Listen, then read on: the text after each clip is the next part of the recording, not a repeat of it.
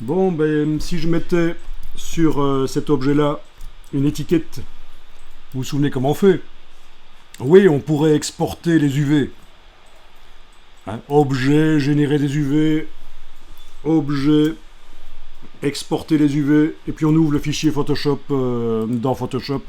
Bon, ça c'est la méthode avec le gros bazooka, mais sinon il y a la méthode la plus simple. Fichier, importer, placer l'image sur le modèle.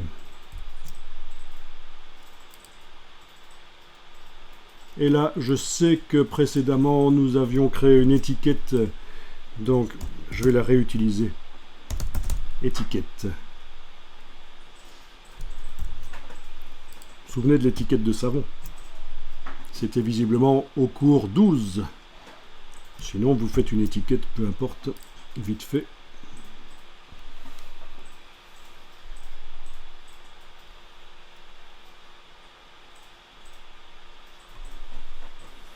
Alors, il prend un peu de temps pour la mettre, hein, pourquoi? Ah, ok. Tu n'arrives pas à placer une image sur le modèle, c'est grisé. Est-ce que...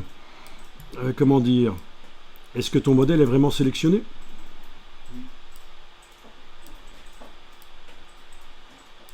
C'est un modèle qui vient d'Illustrator, là, alors? Ouais, c'est la même chose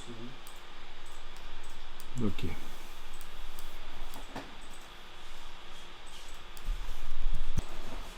Alors oui, t'arrives pas à mettre l'étiquette sur l'objet parce que, pour une raison que j'ignore, c'est sans doute... oui, je sais pas, il y a un dossier fichier, donc c'est un groupe, et dans le dossier fichier, tu as les deux objets. Un peu comme si, ici, je faisais ça. J'active les deux objets avec la touche Shift, voilà. Attends un peu, est-ce que c'est les bons? Non, c'était ceci. Bouchon et ça, voilà. Je fais objet associé. Et donc on a un groupe.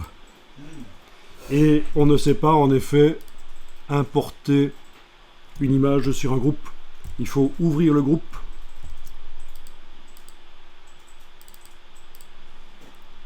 Et sélectionner un des objets dans le groupe.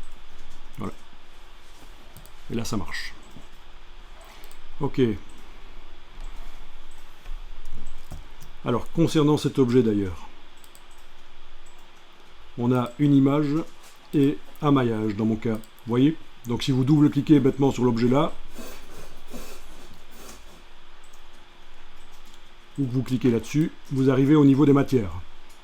Et donc le maillage imprimé 3D ici, je trouve pas ça finalement très heureux. Je vais remplacer ça par autre chose. Voilà.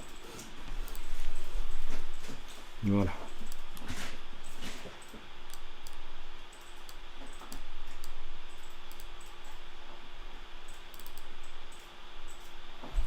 Donc l'étiquette avec la touche Shift pour l'agrandir en gardant les proportions.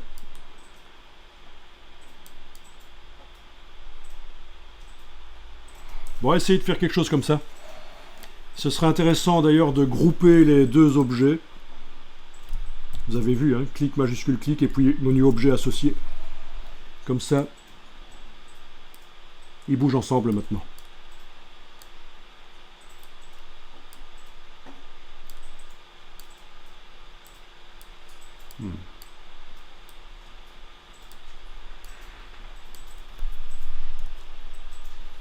Touche F